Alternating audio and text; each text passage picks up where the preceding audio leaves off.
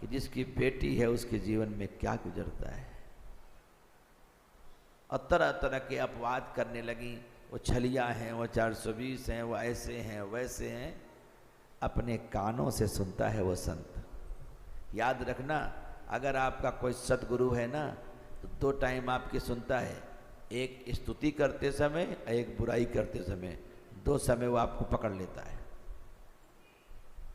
आप बुराई उनकी चाहे जितने पर्दे में करो, कितनी बुद्धिमानी से करो, वो समझ लेता है कि तुम उनकी बुराई कर रहे हो। और स्तुति करते हो तो वो जान लेता है। बाकी समय तुम उसको पता नहीं तुम क्या करते हो, लेकिन 2 ही जगह तुमको पकड़े जाते हो।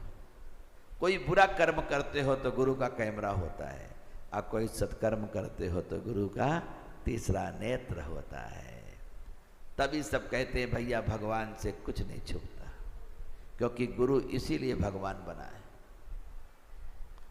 और वो अपने नेत्रों से देखता है, और कमल नयन निर्णय करते हैं कि बाप रे बाप, ये दृश्य अपने गुरु को दिखा रहा है, ये जीवन अपने गुरु को दे रहा है।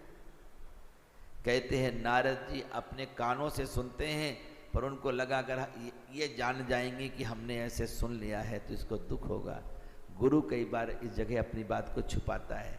शिष्य अकेले में कुछ कहता है तो गुरु बताता नहीं, क्योंकि इसको पता ही नहीं कि गुरु को पता है। अगर ये जान जाएगा तो दुख होगा, तो गुरु उस समय ऐसा बन जाता है जैसे उसे कुछ पता ही नहीं। पर गुरु वही है जिसको सब कुछ पता है। नारद जी ने तुरंत आवाज लगाई कि चुगली बंद हो जाए। क्या कहा? नारायण हरि, नारायण हरि।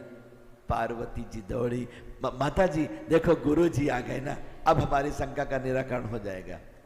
जैसे पार्वती ने प्रणाम किया, गुरु जी माता जी को समझाओ, ये बात नहीं मान रही हैं, हमारा विवाह रुकवा रही हैं, हमें हमारे परमेश्वर से अलग कर रही हैं।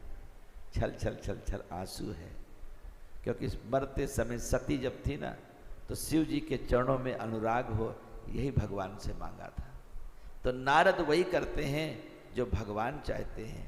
नारद जी ने कहा मैं ना, तुम क्यों मना करती हो कि हम नहीं करेंगे? तो कहा तुम्हें पता है तुम्हारी बेटी कौन है?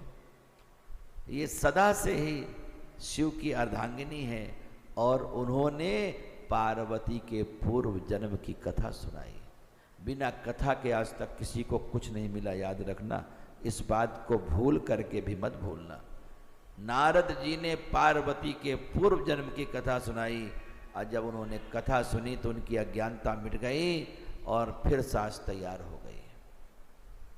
मंगल